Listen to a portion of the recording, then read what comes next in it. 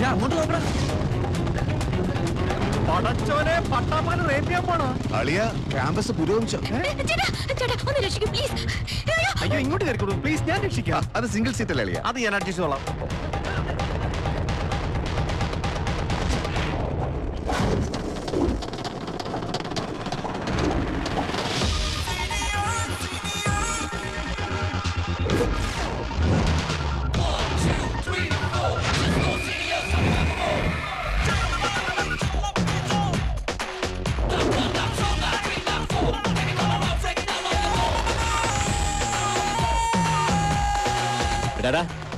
എന്ത് തോന്നിയ സാറേ കാണിക്കുന്നത്? പട്ടാ പകലൊരു പെങ്കൊച്ചിനെ ഓടിച്ചിട്ട് പിടിക്കാൻ നോക്കുന്നു. അതും റേപ്പ് ചെയ്യാൻ? ഇതേ ഞങ്ങളുടെ സ്ഥലം, ഞങ്ങൾക്ക് സൗകര്യമുള്ള പോലെ ചെയ്യും. ഇയാളുടെ പെങ്ങളൊന്നും അല്ലല്ലോ.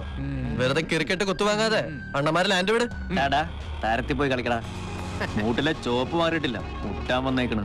ഒരു കാര്യം പറഞ്ഞേക്കാം, 2 വർഷം ഞങ്ങൾ ഇവിടെ ഉണ്ടാവും. MA ഫിലോസഫിയില് നിന്നേക്കൊന്ന് ശരിയാക്കാൻ പറ്റുമെന്ന് ഞങ്ങൾ നോക്കട്ടെ. അയ്യോ, നോക്കി പേടിപ്പിക്കലടാ. പോടാ ചേക്കാ, പോടാ പോടാ. എന്താടാ കുറ്റി അടിച്ച പോലെ നിൽക്കുന്നത്? അയ്യോ, അവനെ അവള് കുത്തി.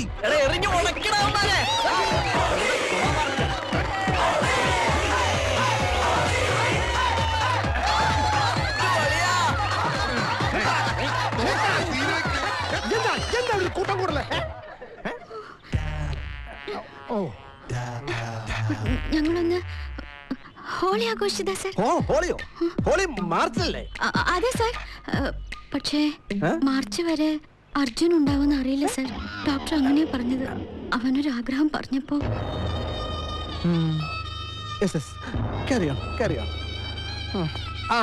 പിന്നെ ഉമ്മാരുടെ കൂടെ കൂടാനോ ഉമ്മാരെ കണ്ട് പഠിക്കാനോ ശ്രമിക്കരുത്. ജന്മം തൊലഞ്ഞു പോവും.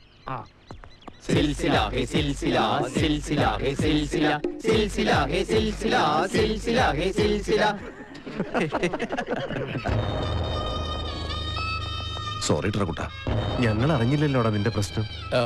ഇന്ന് ഹോളി, നാളെ പൊങ്കൽ, പിന്നെ കൂടുതൽ പെരുന്നാൾ. എന്താ മോന്റെ അസുഖം? മൂലക്കുരു. പണി പാളി. നമ്മള് പഠിച്ച ക്യാമ്പസ് അല്ലളിയോ. വിശ്വസിച്ചൊന്ന് കുനിഞ്ഞു നിൽക്കാൻ പറ്റുകയില്ല. കുരുപ്പുകളുടെ കളി കണ്ടില്ലേ? ഒന്നുമില്ലടാ, നീ കണ്ടോ? അവനെയൊക്കെ നമ്മൾ നല്ല പട്ട് കോടാൻ ഉടുപ്പിക്കും. അവളെ ശവം. എസ്തെറ്റിക് സെൻസ്, സൗന്ദര്യബോധം, അത് വ്യക്തിനിഷ്ഠമാണെങ്കിലും ഒരാളുടെ സ്വകാര്യതയിൽ മാത്രം ഒതുങ്ങുന്നില്ല എന്നാണ് ഇമ്മാനുവൽ കാന്റ് പറയുന്നത്. ഇതിനെ നമുക്ക് പല രീതിയിൽ വ്യാഖ്യാനിക്കാം. സൗന്ദര്യം ഒരു ബാഹ്യ വസ്തുവല്ല. ഒന്നുകൂടി വ്യക്തമാക്കിയാൽ, ഒരാൾ അനുഭവിക്കുന്നു എന്ന നിലയിൽ ആ അനുഭൂതി അയാളുടേതാണ്.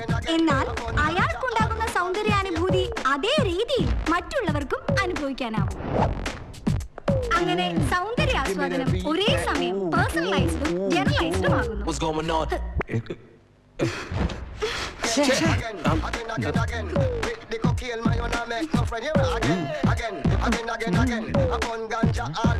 ഓട്ടി